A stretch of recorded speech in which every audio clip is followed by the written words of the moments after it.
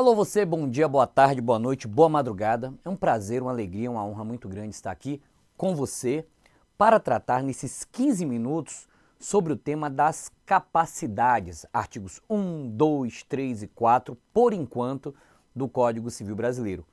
Essa é uma aula que não termina nesse bloco, a gente começa a abordar esse instituto, que é um instituto compreendido na parte geral do Código Civil, que inaugura o Código Civil Brasileiro a partir do seu artigo 1º, utilizando a terminologia jurídica de pessoa natural, que nada mais é do que a expressão da pessoa humana, lá do artigo 1º, inciso 3º da Constituição Federal, trazida para o plano infraconstitucional aqui no Código Civil Brasileiro. Andou bem o Código Civil Brasileiro ao iniciar a sua produção legislativa a partir da pessoa humana, da pessoa natural. Afinal de contas, o direito ele é todo construído a partir desse valor fonte, desse eixo em torno do qual as demais normas são erigidas, levantadas, que é o eixo da pessoa humana, né? O direito ele tem uma visão antropocêntrica, a pessoa humana no centro desse ordenamento jurídico. E dentro dessa ideia e dentro dessa toada, para ser bastante prático com você, a gente tem o conceito jurídico da capacidade. E essa capacidade, ela pode, com toda a tranquilidade do mundo, essa capacidade, ela pode ser subdividida ou subcategorizada em capacidade, vamos relembrar, de direito ou de gozo, lembra disso? Lembra dessa expressão? Capacidade de direito, que a gente também pode chamar de capacidade de gozo, e capacidade de fato ou capacidade de exercício, não é? Com isso a gente já avança para os artigos 1, 2, 3, 4, 5 em diante do nosso Código Civil Brasileiro. Bom, a capacidade de direito é a aptidão para contrair direitos e deveres no mundo jurídico. E toda pessoa tem capacidade de direito. Na hora da prova, fique atento a isso. Se aparece para você uma assertiva dizendo que o absolutamente incapaz não tem capacidade de direito, essa assertiva é falsa, porque toda pessoa tem capacidade de direito. Basta ser pessoa para ter capacidade de direito ou de gozo. Vale dizer, para ter aptidão para contrair direitos e deveres no mundo jurídico. Isso está no artigo 1º do Código Civil Brasileiro. Você pode perceber que a capacidade de direito nada mais é do que a própria personalidade. Já já a gente volta a esse assunto. Por outro lado, nós temos a capacidade de fato ou de exercício. E aqui você precisa ter um cuidado melhor, porque a capacidade de fato ou de exercício é a aptidão para praticar sozinho atos da vida civil. Nem todas as pessoas podem, sozinhas, praticar atos da vida civil. Existem pessoas que são proibidas de, sozinhas, praticarem atos da vida civil. Preste atenção então no que eu vou lhe falar. A capacidade de direito é aptidão para contrair direitos e deveres no mundo jurídico, e a capacidade de fato ou de exercício é aptidão para praticar sozinho atos da vida civil. Toda pessoa tem capacidade de direito ou de gozo. Nem toda pessoa terá capacidade de fato ou de exercício, porque nem toda pessoa poderá praticar sozinho atos da vida civil. E é dentro desse pedaço de assunto, capacidade de fato ou de exercício, que nós estudaremos a teoria das incapacidades. Perceba, não existe incapacidade de direito, porque toda pessoa tem direito e dever no mundo jurídico, toda pessoa tem personalidade. A teoria das incapacidades, portanto, ou a palavra incapacidade, ela é uma restrição à prática dos atos da vida civil, que só vai ser aplicada para o tema da capacidade de fato ou de exercício, tá? A capacidade de fato ou de exercício, ela é estudada no artigo 3 e 4 do Código Civil. Dito isso, e voltando um pouquinho mais para o miolo desse assunto, nada mais, nada menos do que um assunto introdutório, a gente então avança mais um pouquinho a partir dessa nota introdutória para dizer o seguinte: o que é a capacidade de direito, não é? Ou de gozo. A capacidade de direito ou de gozo nada mais é do que a própria personalidade. Tudo bem? E o que é essa personalidade? Essa personalidade, no dizer de Orlando Gomes, é o pressuposto dos demais direitos. Quem vai dizer isso é a doutrina de Orlando Gomes, porque sem ela você não tem aptidão para praticar ou contrair qualquer direito ou ato da vida civil. Essa personalidade, no dizer do ministro do Supremo Tribunal Federal, Carlos Aires Brito, ministro aposentado, nada mais é do que a qualidade de ser pessoa.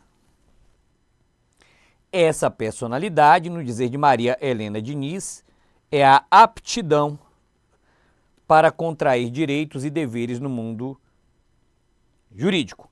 Essa personalidade, portanto, é a própria capacidade de direito. Então você encontra aqui a doutrina do festejado Orlando Gomes, você encontra aqui o STF na ADI 3510, relatada pelo ministro Carlos Brito, dizendo que a personalidade é a qualidade de ser pessoa, e a ideia da personalidade como aptidão, você encontra no artigo 1º desse Código Civil, que você já leu. Toda pessoa é capaz de direitos e deveres no mundo jurídico.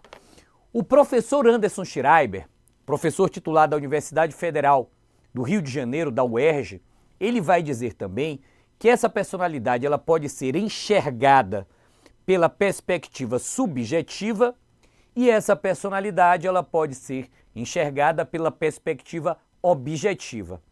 Na dimensão subjetiva da personalidade, eu a enxergo pela via dos sujeitos de direito, daqueles que têm aptidão para contrair direitos e deveres no mundo jurídico.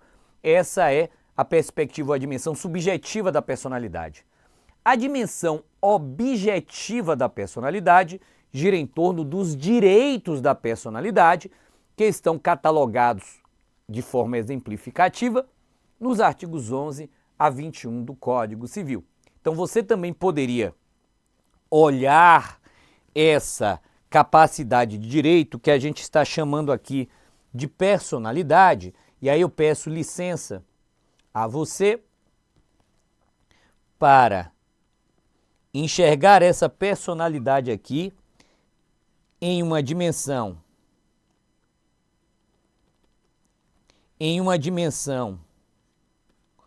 subjetiva